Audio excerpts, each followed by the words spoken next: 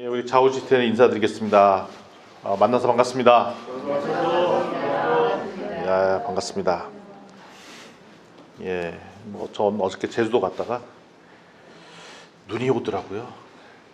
눈이 오고 바람이 불면 제가 트라우마가 있습니다. 예, 2년 전에, 몇 년 전에 갇힌 적이 있었어요. 제주도에 한 3박 4일 갇힌 적이 있는데, 이러다 오늘 못 오면 오늘 메시지는 어떡하지? 예. 근데 오늘 이렇게 같이 메시지를 나누게 너무 기쁩니다. 예. 잘 탈출했습니다.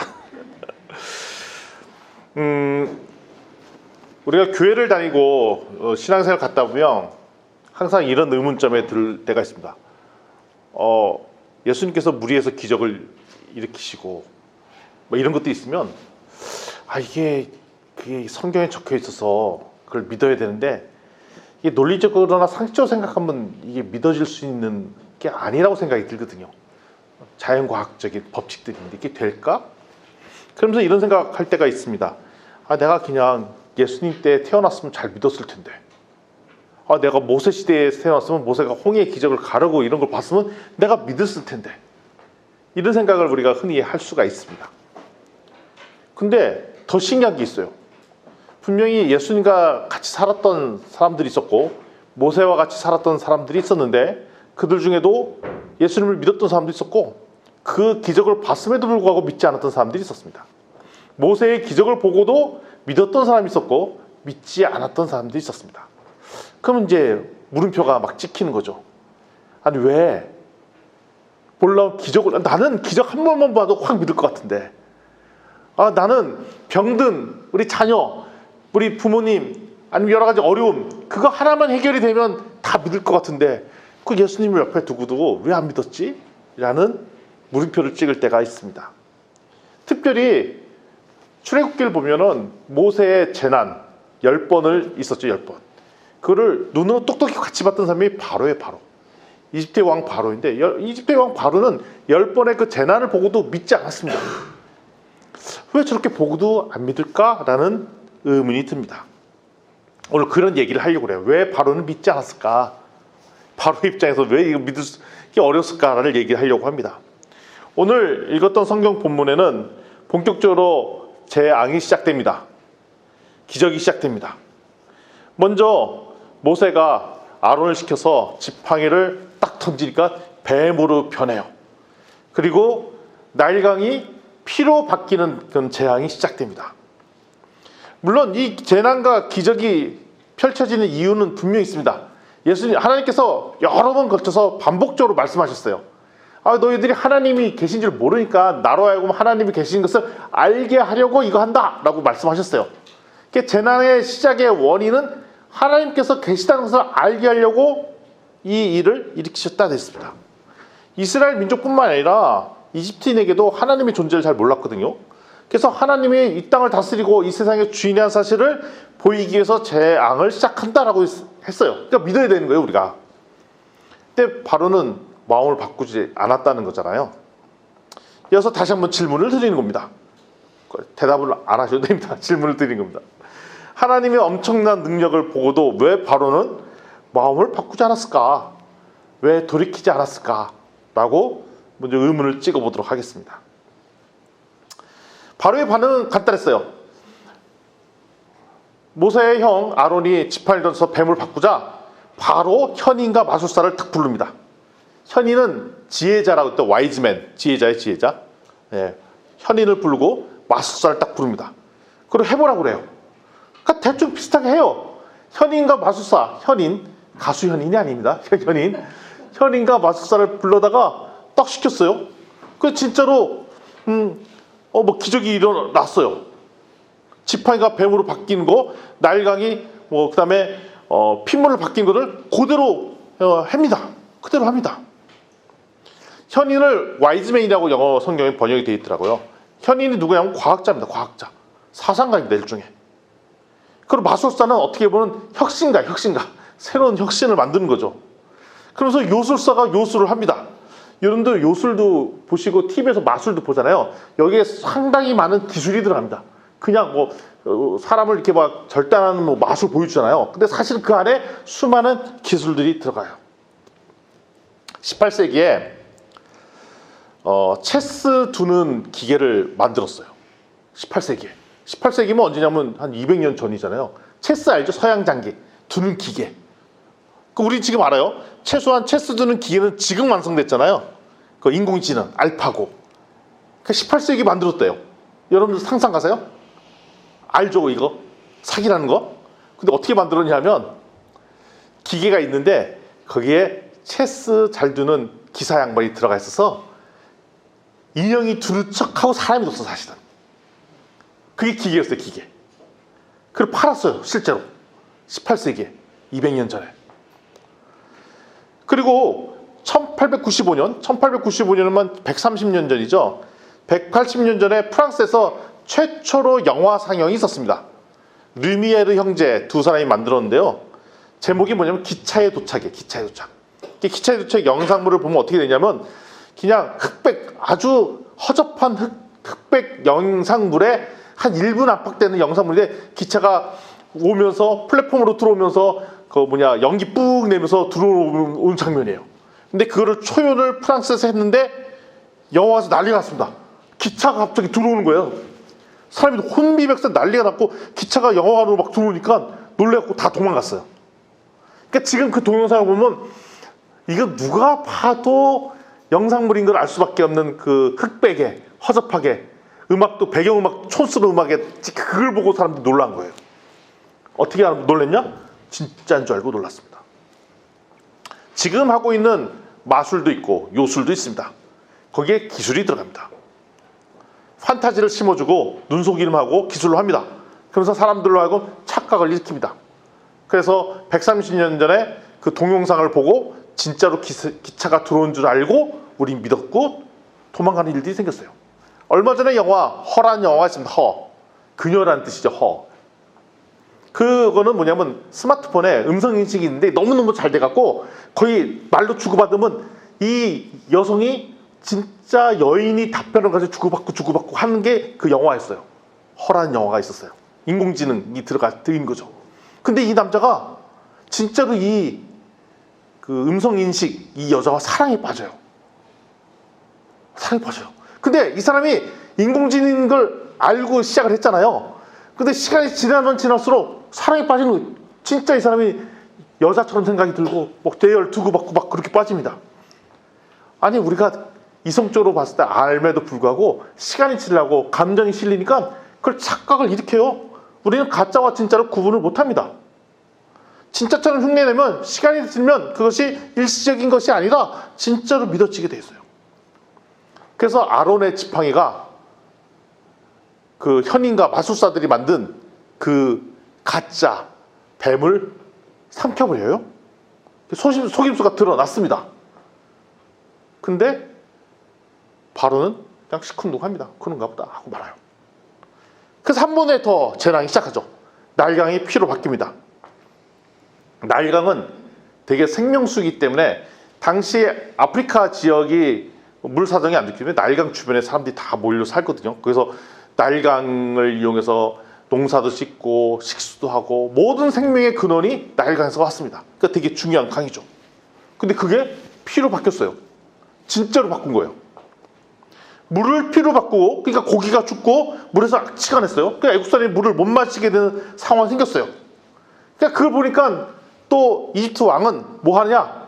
큰일 났네 이게 아니라 야 우리들 풀어 데리고 와. 우리도 할 수 있거든. 그래서 마술사가 물을 피로 바꾸는 마술을 또 보여줍니다.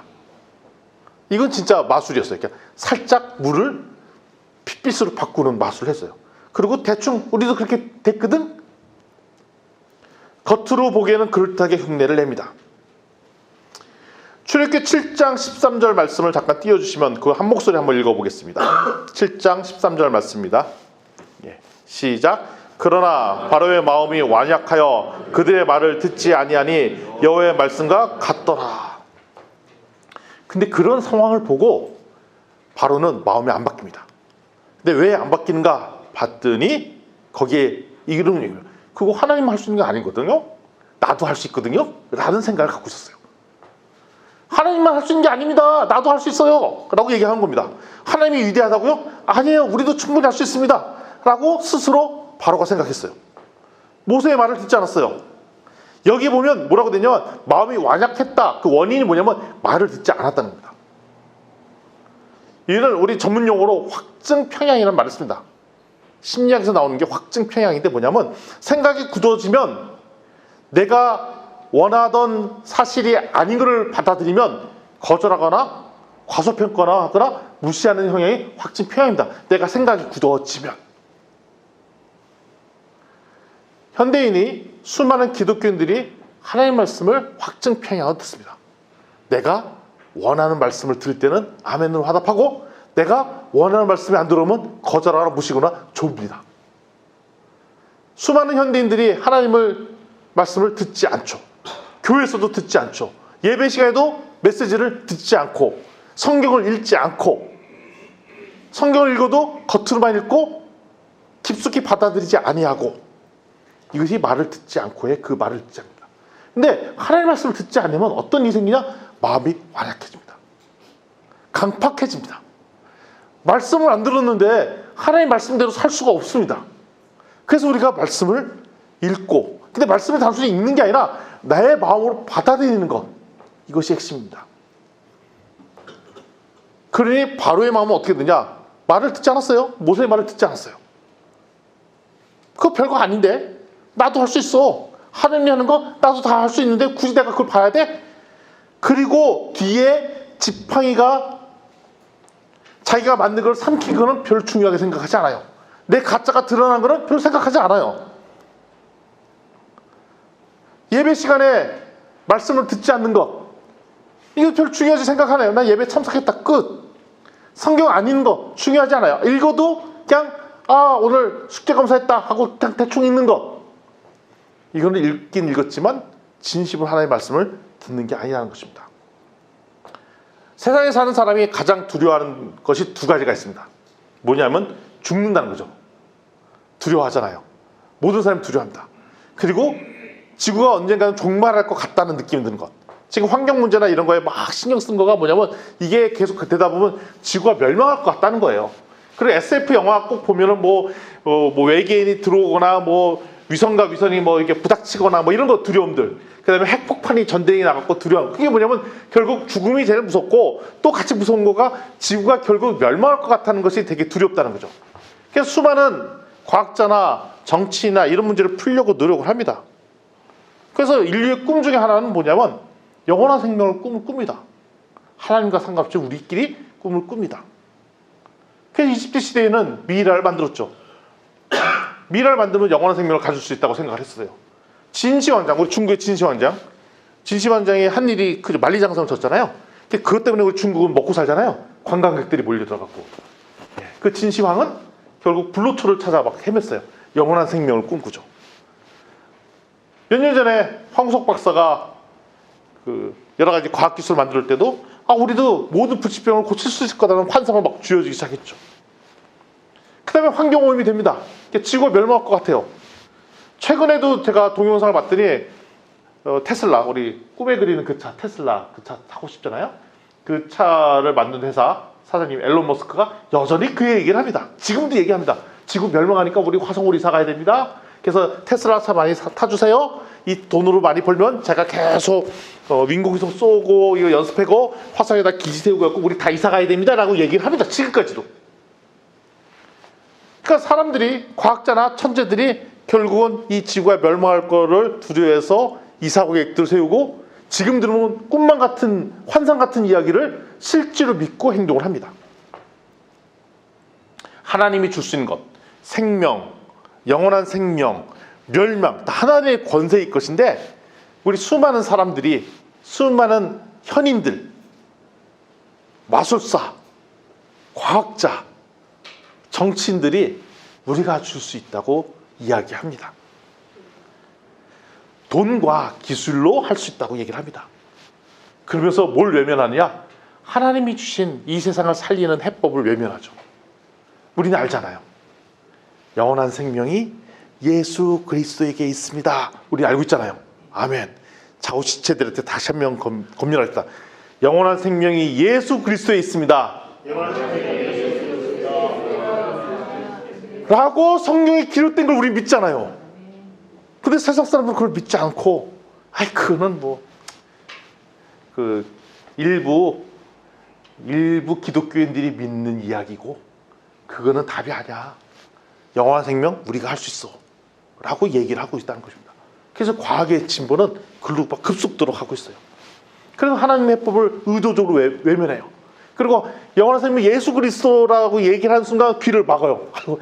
아유 저도 쟤네들도 피곤한 애들 또 와서 얘기하네. 예수님이 생명이십니다. 예수님이 구원이십니다. 그러면 바로 얘기합니다. 예수님이 밥을 한 끼 날 줬냐, 뭐 교회 다니면 교회에서 밥 나오냐, 뭐 이런 얘기를 하죠. 아 우리 교회는 점심 때 밥은 줍니다만 뭐 이런 얘기를 막 하는 거죠. 교회 다니는데 밥이 나오냐, 뭐가 나오냐, 무슨 생명을 준다 그러냐. 그래 니들 다 결국은 다 죽지 않냐, 뭐 이런 얘기를 한다는 것이죠. 출애굽기 7장 20절부터 24절 말씀을 우리가 한 목소리 좀 읽어보겠습니다. 화면에 좀 띄워주시면 우리 한 목소리로 읽을 때 교대로 읽겠습니다. 형제 읽고 자매 읽고 형제 읽고 자매 읽고 읽는데 형제부터 읽도록 하겠습니다. 시작. 모세와 아론이 여호와께서 명령하신 대로 행하여 바로와 그의 신하의 목전에서 지팡이를 들어 날강을 치니 그 물이 다 피로 변하고 그 물에 악취가 나서 이스라엘 사람들이 날강물을 보시기 못하여 애굽 온 땅에는 피가 있으나 애굽 요술사들도 자기들의 요술로 그와 같이 행함으로 바로의 마음이 완악하여 그들의 말을 듣지 아니하니 여호와의 말씀과 같더라. 바로가 돌이켜 궁으로 돌아가고 그 일에 관심을 가지지 아니하여. 함께 읽겠습니다. 애굽 사람들은 없으므로 날강가를 두루 파서 마실 물을 구하였더라. 아멘. 23절을 보면 바로는 궁으로 돌아가서 그 일에 관심을 두지 않았다라고 기록되어 있어요. 아주 심각한 이야기입니다. 아니 사실을 봤더니 아론이 만든 그 뱀은 진짜라서 요술사가 만든 뱀을 삼켜 먹었고 날강가는 피로 바뀌었어요. 근데 자기네들 흉내서 물을 핏빛으로 살짝 바꾸는 거 그런 마술은 할 수 있었는데 모세와 아론이 날강물을 피로 바꾼 거는 진짜 피로 바꿔서 고기가 죽고 사람이 물을 마실 수 없게 되고 악취가 나고 이런 일들이 생겼잖아요. 생겼더니 결국 애굽 사람들은 그 물을 먹지 못하게 돼서 따로 별도로 땅에 파서 우물을 파고 이런 놀라운 일들, 생명줄에 생명이 더 이어가기 힘든 엄청난 일이 생겼는데 애굽의 왕은 그게 뭐 대수냐라고 관심도 두지 않았다고요. 뭐 진주시장이 이러고 남강이 핏빛을 갖고 물을 못 먹게 돼. 그러면 난리가 나갖고 이거를 막 대책을 세우고 막 그랬을 거잖아요. 근데 날강이 그렇게 바뀌었는데 이집트의 왕은 관심도 두지 않았다라고 얘기해요. 피해버린 거죠. 하나님 했다는 걸 인정하기 싫었던 거예요. 그러니까 외면하지 않았어요. 그냥 궁으로 돌아서 그 일에 관심도 두지 않았다는 표현이 적혀 있어요. 나도 할 줄 알아. 그런데 실제로 보면 왕이라고 했지만 애굽 사람들의 백성에 대해서는 생각을 안 한 거예요. 사랑이 없는 거죠. 우리를 위하는 지도자들의 한계는 이겁니다. 세상 권력자들의 한계이고 세상 권력의 한계는 자신의 권력 위해서 엄청나게 누렸지 이것이 진정한 사랑으로 우리를 보살피는 것이 아니랍니다. 오늘 처음에 불렀던 찬양 중에 그게 있더라고요. 주님보다 앞서지 않고 겸손하러 주의 말씀을 듣고 사랑으로 주님은 우리를 사랑으로 가르치시고 사랑으로 우리를 대하시는데 세상 권력자는 권력의 수단으로 우리를 대하는 것이지 그리고 우리를 속이죠. 너도 권력 가질 수 있다고 속이지만 그 근본에는 뭐가 없다? 사랑은 없다는 겁니다. 세상 권력자는 사랑은 없습니다. 세상이 주는 가짜에만 초점을 맞추는 거죠. 세상이 주는 가짜는 하나님을 외면하는 순간 드러나게 돼 있습니다. 그렇기 때문에 우리가 세상이 주는 즐거움, 행복할 것 같죠. 근데 그게 그때만입니다. 조금만 시간이 지나면 공허해지고 영적으로 메말라집니다. 그러니까 세상이 주는 즐거움은 되게 우리한테 기쁘게 해요. 즐거워요. 근데 그게 그때만이라는 겁니다. 영원하게 줄 수 있는 영원한 맹마르지 않는 그런 생명수를 세상이 줄 수는 없다는 것입니다.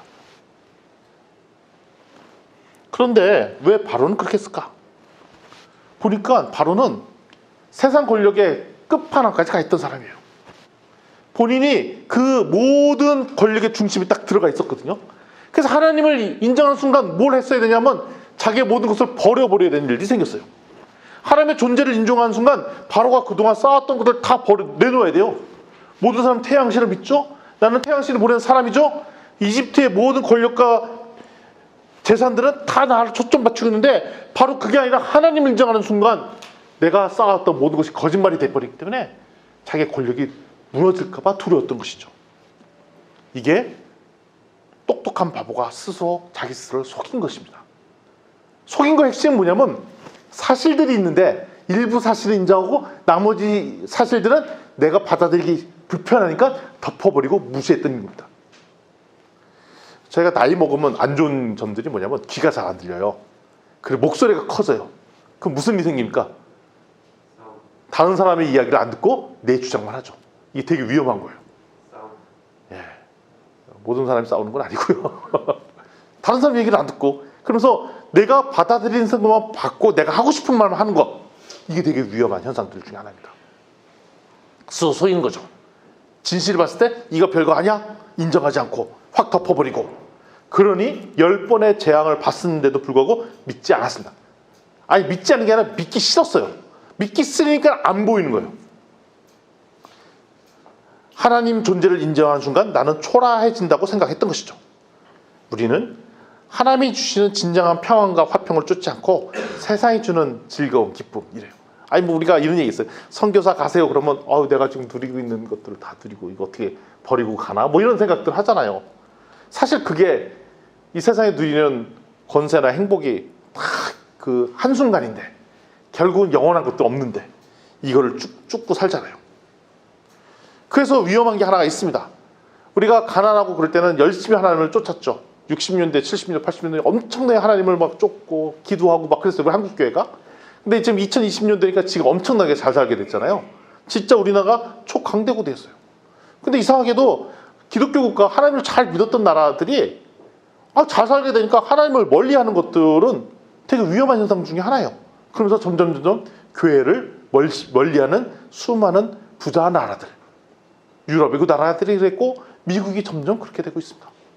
우리나라는 지금 최근에 잘 살게 됐는데 우리나라는 앞으로 어떻게 될 것인가, 그 현상들을 보려고 합니다. 출애굽기 19장 5절 6절 말씀을 잠깐 보도록 하겠습니다. 출애굽기 19장 5절 6절은 우리가 한 목소리로 읽도록 했으면 좋겠습니다. 출애굽기 19장 5절 6절 시작. 세계가 다 내게 속하였나니 너희가 내 말을 잘 듣고 내 언약을 지키면 너희는 모든 민족 중에 내 소유가 되겠고 너희가 내게 대하여 제사장 나라가 되며 거룩한 백성이 되리라. 너는 이 말을 이스라엘 자손에게 전할지니라. 아멘. 제사장 나라가 되라. 우리 보고 제사장 나라. 제사장 나라는 어떻게 되냐? 레위기를 읽어보면 제사장 나라의 성격에 대해서 잘 나타나 있어요. 어떻게 되면 하나님 율법대로 경영하면 경제, 국방 다 책임져 주겠다는 게 레위기의 핵심이에요. 우리가 노력해서 우리나라 지키는 것이 아니라 하나님 말씀을 잘 지켜서 그거대로 행동하면 먹고 사는 문제, 국방까지 해결해 주겠다는 게 레위기의 법칙이에요. 그런데 내 스스로 우리나라를 잘 지키려고 노력하면, 제국주의 방식대로 경영하면 결국 우리나라만 잘 살게 되고 다른 나라는 핍박을 주고 이런 방식으로 갈고 결국 이 나라 망한다는 게 레위기의 이야기예요. 그래서 제국주의 국가들은 공통점이 있습니다. 모든 제국주의 국가들은 다 망했어요. 이집트가 첫 번째로 망했죠. 이스라엘을 품었던 이집트는 되게 부강한 나라였었습니다. 4,000년 전에 큰 문명을 이뤘습니다. 그리고 3,400년경에 3,300년 전에 출애굽이 있죠. 한 600년 동안에, 그러니까 BC 한 2000년에서 BC 1400년 요 사이에 동안 이집트는 엄청나게 잘 살았어요. 농업을 선도하는 국가였고요. 국방은 첩천장 무기 병거가 있었고요. 건축물은 피라미드 스핑크스 있었고요. 노예 경기의 시스템, 강력한 정치력 뭐 이런 게 있었어요. 이 부흥기가 이스라엘 민족과 같이 있을 때 놀라운 부흥이 있었어요. 어디에? 이집트에. 그런데 이집트가 이스라엘을 종으로 전락시키고 대립하는 순간 이집트는 몰락이 시작했습니다. 그 몰락이 지금까지 이어지고 있는 거죠. 제국주의는 군사적 우위로 주변 국가를 무너뜨리려고 엄청나게 힘들게 해요. 그래서 지금 경제력과 군사력으로 다른 나라한테 위협이 되는 것은 결국 그 나라는 몰락하게 됩니다. 어저께 그저께 놀라운 뉴스가 있었죠. 일본이 이제는 우리 나라가 위험해질 가능성이 있으면 선제 공격을 할 수도 있다라는 것을 법률로 조항을 바꾸겠다고 얘기를 했잖아요. 그 얘기는 뭐냐면 여차하면 북한, 독도 이런 문제를 우리가 공략해도 되겠다. 그러니까 원래는 러시아, 중국을 지칭했어요. 근데 우리는 알아요. 힘으로 뭔가를 해보려고 하는 모든 국가들은 다 몰락했다는 것입니다. 그럼 우리는 지금 위기 속에 있으니까 어떻게 돼? 국방력 더 올려야 돼. 더 잘 살게 돼야 돼. 물론 그게 도움이 되겠죠. 그런데 오늘 주신 말씀은 그걸로 우리를 살리는 것이 아니라 제사장 나라, 하나님을 섬기는 나라, 하나님 말씀을 경청하는 나라야 살 수 있다는 얘기를 하고 있는 겁니다. 그래서 이제 사무엘하 제가 읽어드릴게요. 사무엘하 24장 9절을 보면은 이런 말이 나와요. 요압이 백성의 수를 왕께 보고하니 곧 이스라엘에서 칼을 빼는 담대한 자가 80만이요 유다 사람의 150만이었더라. 계수를 한 거죠. 하나님께서 다윗 보고 그러니까 사람의 군대 수를 세는 것을 허용하지 않았어요. 근데 제가 왕이고 지도자들은 우리 국민이 몇 명이고 우리가 갖고 있는 자원을 관리하는 건 기본이잖아요. 내가 어디 회사의 사장이에요. 그 회사 사장인데 직원 사람 숫자, 출근한 사람 숫자, 자원 이런 거 관리하는 기본이잖아요. 기본 중에 기본이잖아요. 그래서 월급을 얼마 주죠? 이거 다 기본이잖아요. 그런데 사무엘을 읽어보면 백성의 숫자를, 장정의 숫자를, 군인의 숫자를 세는 거를 금하시는 장면이 나와요. 그게 잘 이해가 안 되잖아요. 왜 그건 기본인데 왜 못 세게 하시지? 셌더니 진짜로 몇 만이었냐? 130만이었어요. 당시 130만의 군인 세력은 초절대 강대국의 군사력이에요.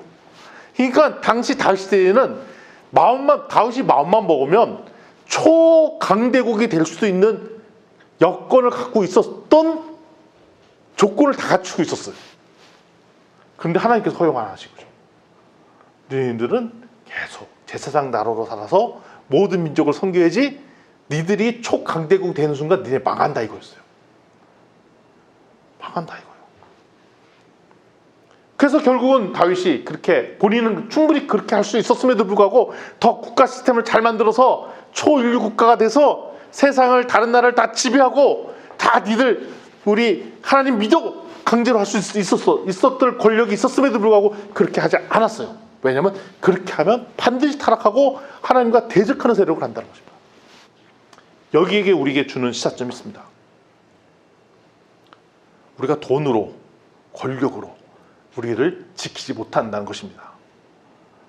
우리를 지키는 것은 하나님의 말씀을 잘 듣는 것, 경청하는 것에 있다는 것입니다. 우리는 드디어 강대국이 되었습니다. 한 10대 강대국이 되었어요. 경제력으로 따지면. 우리는 이때 이건 하나님의 은혜로 된 것입니다라는 우리 고백이 되는 거죠. 우리 민족이 잘나서 이게 된 것입니다. 국가 지도자가 잘 경영하고 삼성 이런 대기업들이 잘해서 BTS 이런 사람들이 잘해주고 거꾸로 들고도 발레리도 우영우 이런 드라마가 잘해줘서 우리나라를 국가를 잘하게 됐다라고 생각하시면 아니 되고 어떻게 됐느냐? 철저히 하나님의 은혜로 된 것입니다라는 우리 고백이 된다는 것입니다. 그런데 하나님의 말씀을 듣지 않게 되면 우리가 어떻게 되냐? 강팍해져요. 완악해집니다. 교만해집니다. 우리나라 잘났잖아. 그리고 우습게 생각합니다. 다른 나라 우습게 생각합니다. 그럼 어떻게 되냐? 자꾸 제국주의 국가가 되려고 해요. 그래서 우리는 더 겸손하게 하나님 말씀에 집중해야 된다는 것입니다. 날마다 자신의 모습을 하나님께 비춰봐야 돼요. 내가 왕년에 신앙생활 잘했던데 그 다 필요 없고 날마다 하나님 앞에 경청하고 보는 것. 그래서 오늘 첫 번째 드렸던 찬양이 되게 의미가 있는 거예요. 겸손히 주를 만나는 것. 겸손히 주를 만나는 것. 주님보다 앞서지 않는 것. 충분히 앞설 수 있음에도 불구하고 앞서지 아니하는 것. 이거 되게 중요한 자세예요. 우리 최근에 목사님이 이제 하도 강하게 얘기하셨잖아요. 뭐 말씀을 매일 읽어야 된다. 뭐 새벽 기도에 가야 된다. 월요일 날이나 금요일 날 중에 하루는 가야 된다. 이게 전에 같았으면 이게 부담 중에 부담을 느꼈을 텐데 부담을 안 느껴지는 신비가 있네요. 참. 어떻게 광고를 하셨길래 전혀 부담으로 느껴지지는 않는데 하고 싶은 생각이 막 들더라고요. 그래서 저도 시작한 지 한 일주일 됐습니다. 말씀을 하고 제 모토가 있죠. 적자 생존. 적어야 산다. 적는 자가 산다. 적자 생존. 보충해서 목사님이 말씀을 들은 다음에 적도록 했잖아요. 이게 적습니다. 근데 적는 내용을 보니까 첫 번째가 배운 점을 적게 하고 적용점을 적게 합니다. 나중에 감사와 기도도 적는 난이 있는데 이게 왜 중요하냐 하면 우리가 출발점을 말씀에 두는 것 되게 중요합니다. 근데 동기는 순수하자고요. 왜? 일단 잘 살고 싶어서. 근데 잘 살고 싶은 것이 내 노력과 내 돈으로 잘 사는 것이 아니라 뭘로 잘 살려고? 하나님의 말씀으로 잘 살려고. 하나님의 은혜로 잘 살려고. 내가 다 이렇게 된 게 하나님의 덕분입니다. 그걸로 잘 살려고. 우리 잘 살고 싶은 마음이 있는 거예요. 근데 내 노력으로 잘 사는 것은 결국 몰락이라는 걸 알잖아요. 그러니까 우리는 잘 살려면 어떻게 잘 살아야 돼? 하나님의 은혜로 잘 살아야 된다는 거죠. 그러니까 하나님의 말씀을 듣는 것은 출발이라는 겁니다. 그럼 성경을 읽고 메시지를 듣습니다. 그러면 하나님께서 주신 말씀을 더 깨달음을 주는 거죠. 이럴 때 있어요. 성경을 읽어도 도움이 안 된다. 잘 모르겠다. 이러신 분들이 계세요. 출발점이 이겁니다. 첫 번째 출발점은 성경에서 얘기하는 사실에 근거해서 그대로 받아들이는 겁니다. 그게 배우는 거죠. 깨닫는 거죠. 성경에서 기록한 상황이 무엇인지를 정확히 아는 것이 첫 번째입니다. 두 번째 출발은 뭐냐면 그렇게 읽다 보면 사실을 정확히 챙겨하고 성경에서 얘기하는 말씀 하나님의 뜻을 정확히 하다 보면 어느 순간 갑자기 하나님께서 감동을 주실 때가 있습니다. 은혜를 주신 거죠. 놀라움이죠. 하나님이 주시는 감동으로 내 마음이 바뀌는 때가 있습니다. 그래서 세 번째 생각해야 될 게 적용할 점, 실천할 점입니다. 이때 잘하셔야 됩니다. 이때 갑자기 나라를 살려야지 이렇게 적으시면 안 됩니다. 내가 당장 뭘 다 해야지 아닙니다. 내가 할 수 있는 당장 오늘의 한 가지.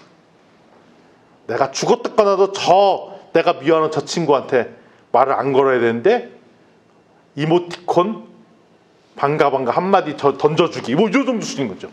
단 하나 내가 내 성질머리로는 이 사람과 절대로 소통 안 하는데 하나님께서 미워하는 그 사람을 사랑하라고 했으니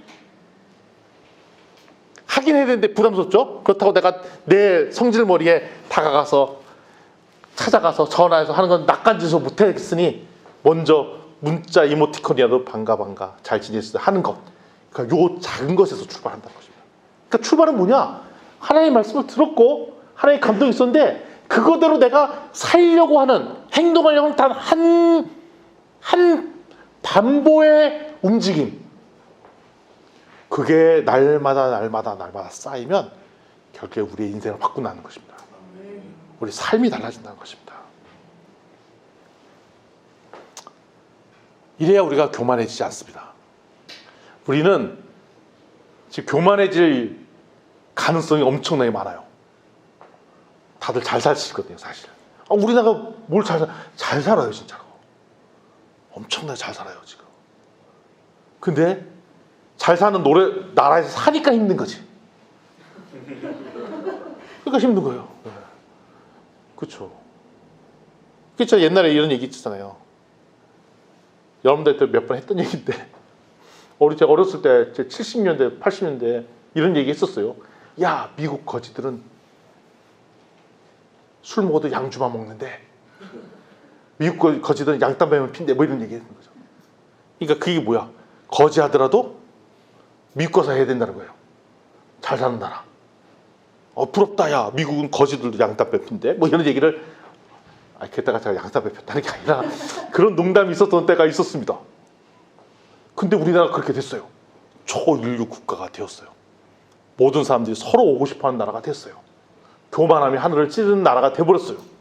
이때 우리가 우리의 노력으로 이 부를 얻은 것처럼 생각할 때 우리는 몰락의 길이 시작된다는 것입니다. 우리는 더욱더 하나님 말씀에 깊숙이 들어가고 겸손히 하나님의 말씀을 따르고 내 귀를 활짝 열고 내한테 지적하는 그 말을 싫어하지 아니하고 겸손히 하나님의 말씀을 들을 때 우리의 인생이 달라질 것이고요. 그다음에 영원한 생명을 우리가 얻게 되실 것입니다. 아멘. 날마다 겸손히 주님만 바라보는 우리 진주 비전교회 성도가 되었으면 좋겠습니다. 아멘.